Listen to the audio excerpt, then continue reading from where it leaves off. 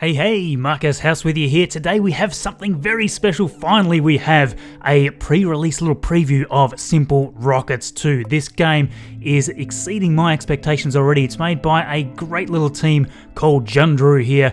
It's really surprising what they've been able to put together, and it's almost come out of what seems to be nowhere, to me anyway. I haven't heard a lot about the game leading up to this, and I just had to get onto it straight away. We can see as we first open the game, we've got a couple of little demo craft here that we can just have a little bit of a play with. The one thing for those of you that are used to Simplerockets 1 is that was all 2D. It was a little bit appy, used it on mobiles a lot and all that sort of thing. This is totally different. This is all 3D. This is very much aiming to be what seems to be a competition for Kerbal Space Program. Is it a Kerbal Space Program killer? I'm not yet sure, but it is very promising what's going on here already. So I do urge you guys to have a great little play around with this in early access. You can see here we have a Saturn V vessel here that we can just kick off with simple cargo. We also have the basically an analog here to the Delta Heavy and a little rover here as well. But what I'm going to do first of all is actually jump in and start playing around with the craft builder. Now, obviously, I've only just started playing around with this game myself, so yeah, don't crucify me if I'm doing something stupid here for those of you that are already more experienced with this game. So I've just got to figure this out as we go. So we obviously have started opening up the Heavy. We want to make a brand new craft, so we'll go okay on that. And it looks like we're starting off with something very simple here. Now, what I've heard and read already is that this is very much like playing around with, say, procedural tanks and procedural parts with the mod that's available in Kerbal Space Program. But this is all stock, so everything's made to be extremely customizable. There is really only one tank, and along with that we have our breakup here in the parts list. So we have our structural, that's where our tanks are, our engines, just some descent modules, parachutes, all that sort of thing. So we'll just pop a parachute straight on the top there because we're definitely going to need a parachute, especially with my flying. So what we'll do here is just have a little play with the editor. It's a little non-intuitive to me at the moment. It is really good in certain areas. I'm just still trying to get efficient with the tools here. So all these parts here, we've got landing legs, all that sort of thing. A lot of gizmos. Now these are really interesting and these are out of the box. We can see hinge rotators, pistons, rotators there. Shocks here, all sorts of stuff which isn't in Kerbal Space Program potentially. Now I haven't played with these, so I could be talking a little bit nonsense there. I've got to have a little bit more of experimentation with some of those more advanced parts, but it looks like we can make all sorts of weird, wonderful things that you can't really do with stock Kerbal Space Program. All sorts of fairing nose cones, fairing bases, all this kind of stuff is in here as well, of course. We also have struts there, heat shield, cargo bay, lots and lots of stuff here. I'll just grab a heat shield and I'll pop that onto the bottom there as well, because we're definitely going to need a heat shield. So I'll just grab this this single fuel tank and I'll bring it back over here. What we want to do is make a vessel, and the goal here in this episode is get to the moon and back, because I've done this enough time in Kerbal Space Program where I really should know what I'm doing. So we'll make a very tiny little landing stage here. We're going to need some propulsion and some landing legs. What we'll probably grab first is an engine. Now we have a couple of engines. We have this Pixie Engine, which I think is probably the one we're going for.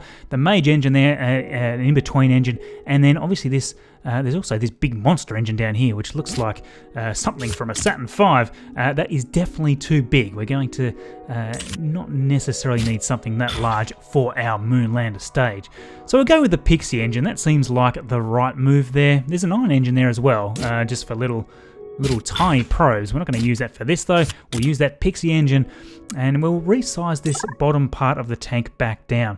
So you can see as we resize using all of these little gizmos that the weights and the cost of everything just dynamically change. There's, as I say, there's not any one specific size tank. You just make the size tank that you want.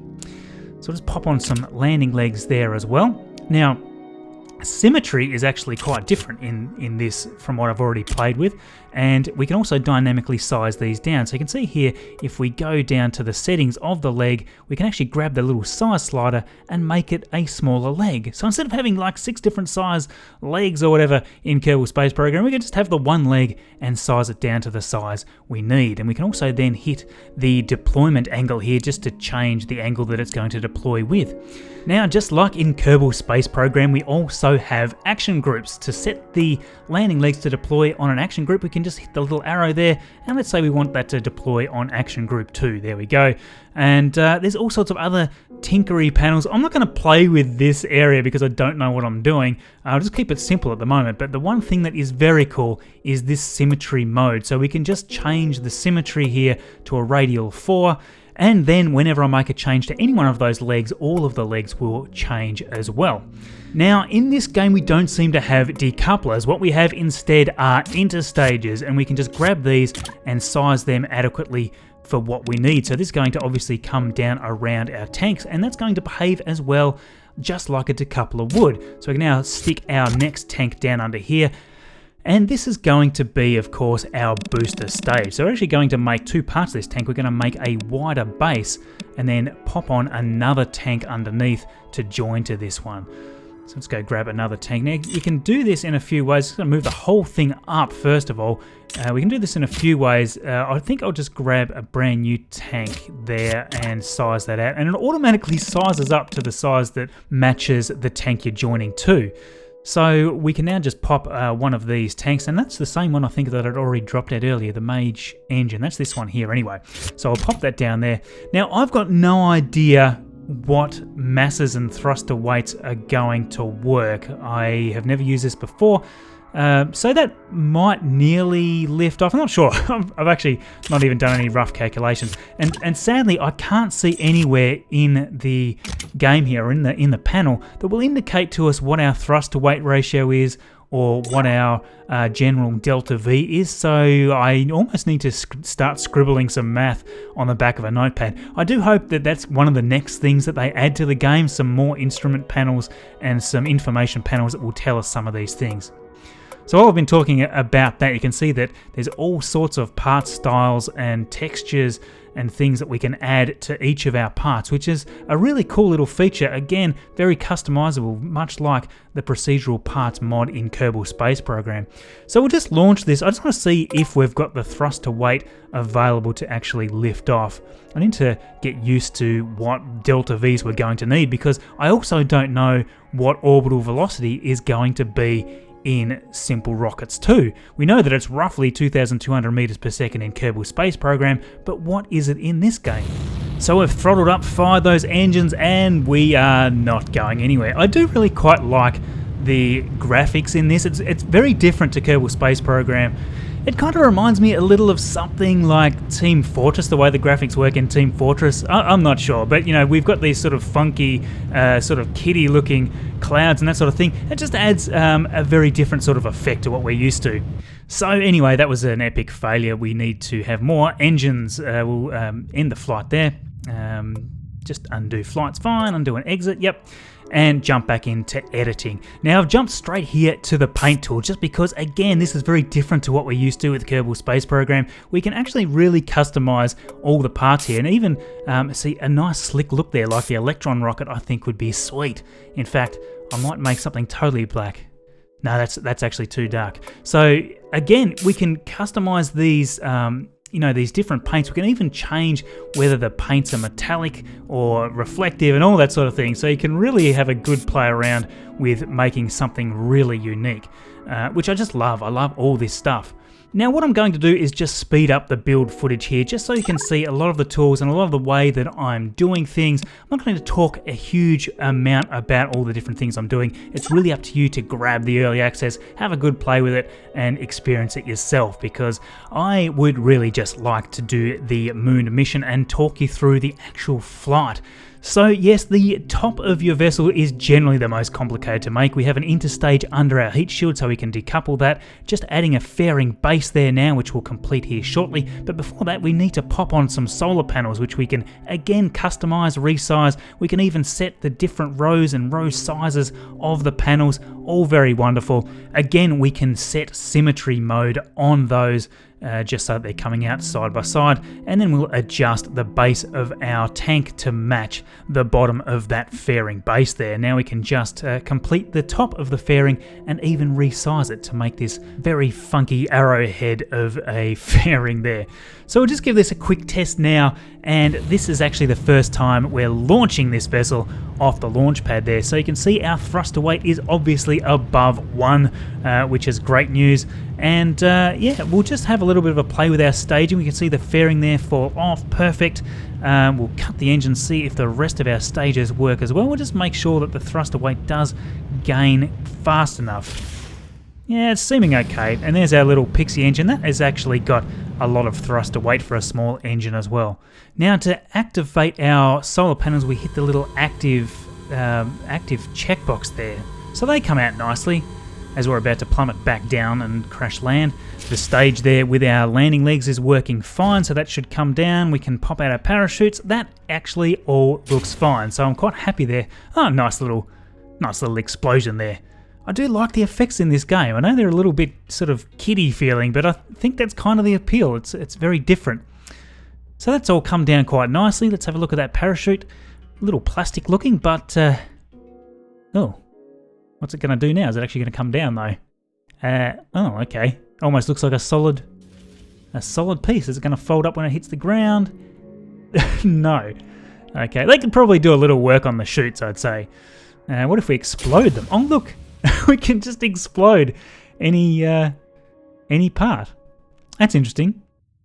So we'll just end the flight there, we'll hop back in, and we need to obviously make this vessel a lot bigger. If we're going to land on the moon, we need a moon rocket. So we're going to start by adding more boosters, because of course, there is no such thing as too many boosters. So we're going to make a bunch of outside stages here. We might actually extend the middle rocket. Again, I'm taking a while here to experiment with just how much delta V I need to get to the moon. Now, while I experimented with a bunch of different types of vessels like this one that we're building here, I actually realized as soon as I got to orbit the first time that actually the orbital velocity of the planet that you start off with here is around 3,400 meters per second. And then to get up to the moon, quite a bit more again. So you need quite a bit more delta V to actually do the missions as you do in Kerbal Space Program, meaning generally larger rockets. So I've needed to over-engineer this a little more. Now, although this isn't the vessel that takes us to the moon here shortly, I just thought I'd show you this because it's very cool. We can actually set our tanks and our fuel to drain and fill dynamically almost. So you can see as this ascends up, the fuel is draining out of the outside tanks, and you can just pause the game and readjust those fuel flows at any time. So you have a lot of interesting power there. I'm not sure what I think about this at this stage. I think it's probably better if you can set it once and allow it to only do that. I don't see any settings in the actual builder for that, so I'm not sure if I just can't find it yet or not, but you can see there that drains out really nicely. So after a lot of trial and error, I ended up with a evolved rocket like this. We actually had one massive central engine and then a bunch of these outside tanks just to give it an extra big punch right off the launch pad. We still have the same vessel underneath, so not much there has changed. And yes, we're all ready to go. This is a moon capable rocket, and we can also even return the capsule right back here to the planet. So wonderful there. We are now launching this massive rocket there.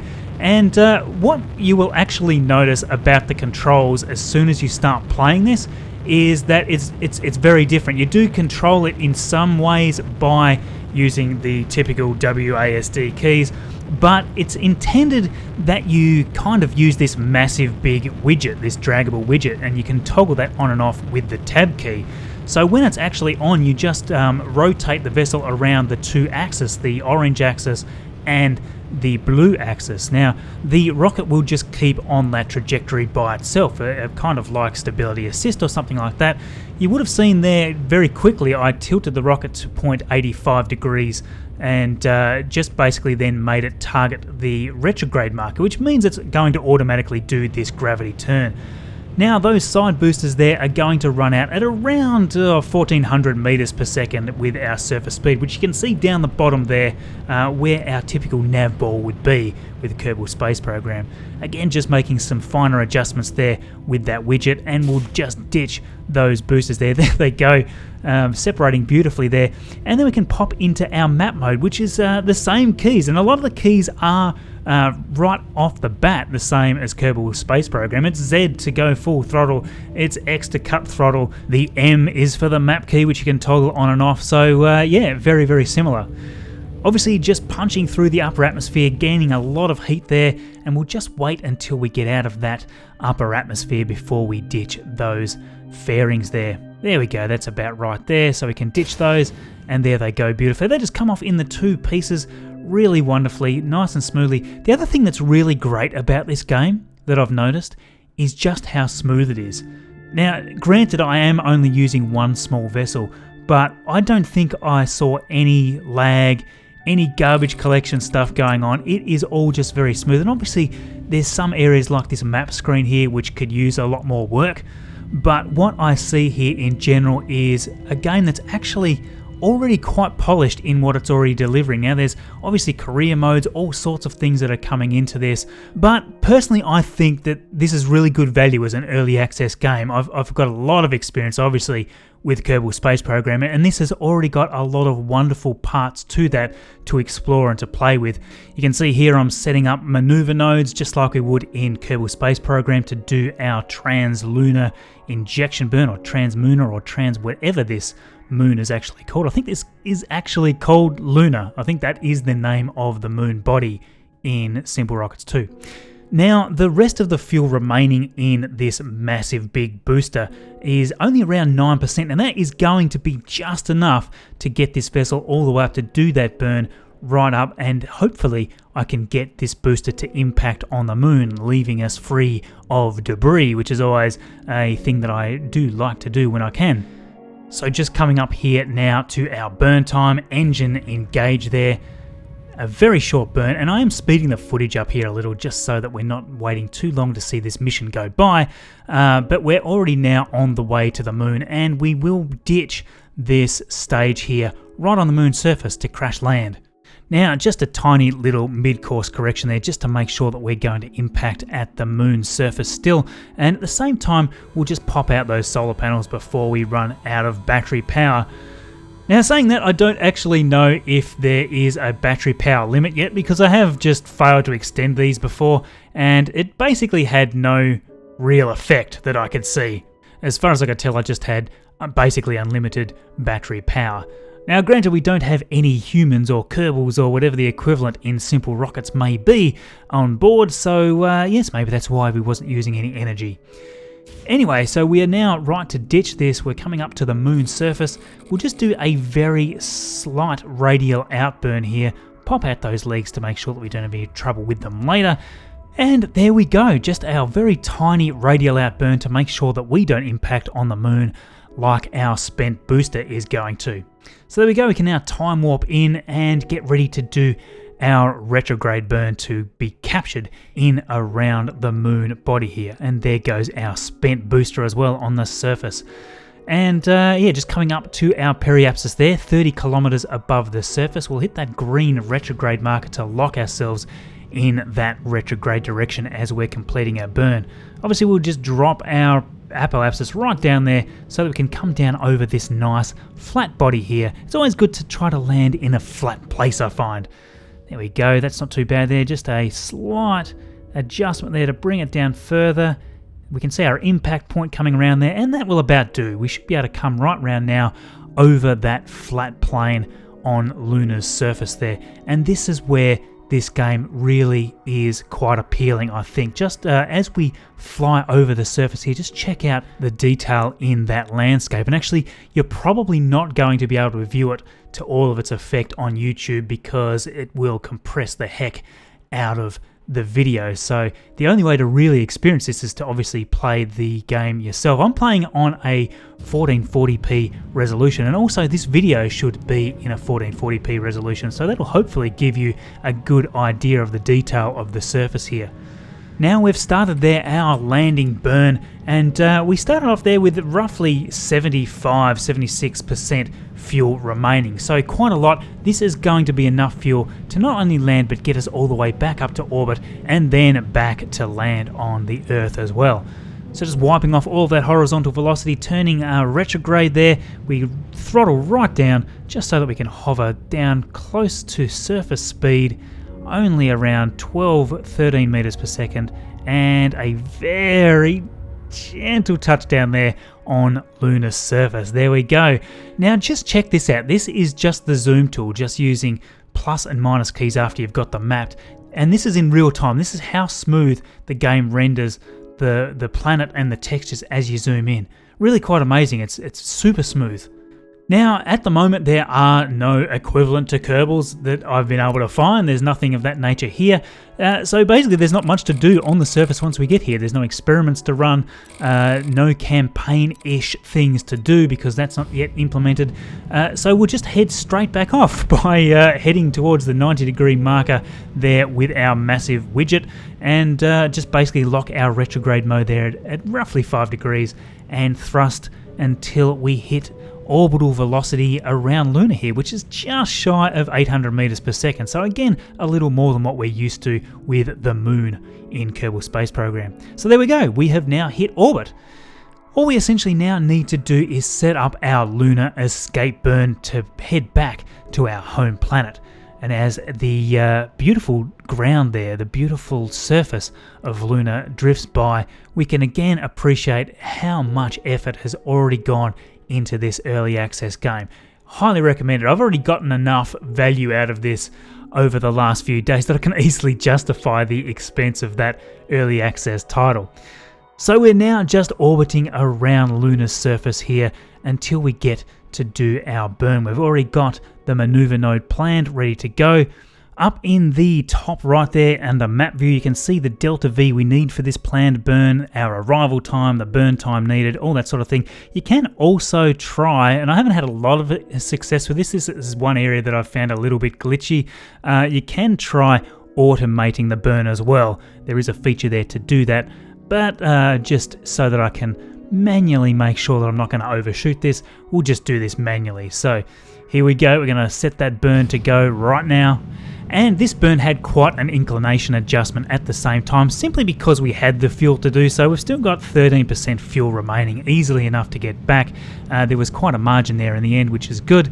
But we need to do a slight inclination adjustment at the same time, simply to allow us to come in around our home body, around the equator, or very close to the equator anyway. It means that we can burn off a little velocity to try to hopefully come and land in the daylight, because we want to come down so that we can actually see everything instead of wiping off all of our velocity on the dark side of the planet.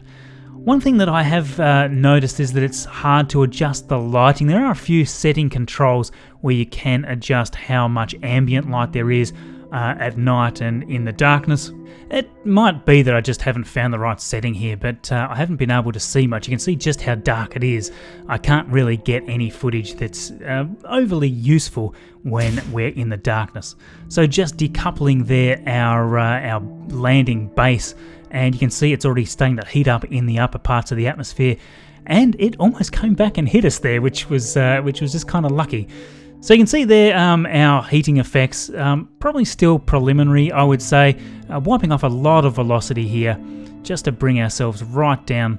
I did try this a few times to see what the best medium was. It seemed like around 60 kilometers in altitude would let me wipe off most of the velocity needed while still letting us come down on the opposite side of the planet in the sun. You can see we're just coming back out of the atmosphere now, and we can just time warp a little out, and our impact point should be down here somewhere in the ocean, quite easily there I think. And there we go, we're out of the atmosphere. We can now time warp around and head back into the atmosphere a second time to crash down, or not crash down, to splash down in the ocean here on the surface of the planet.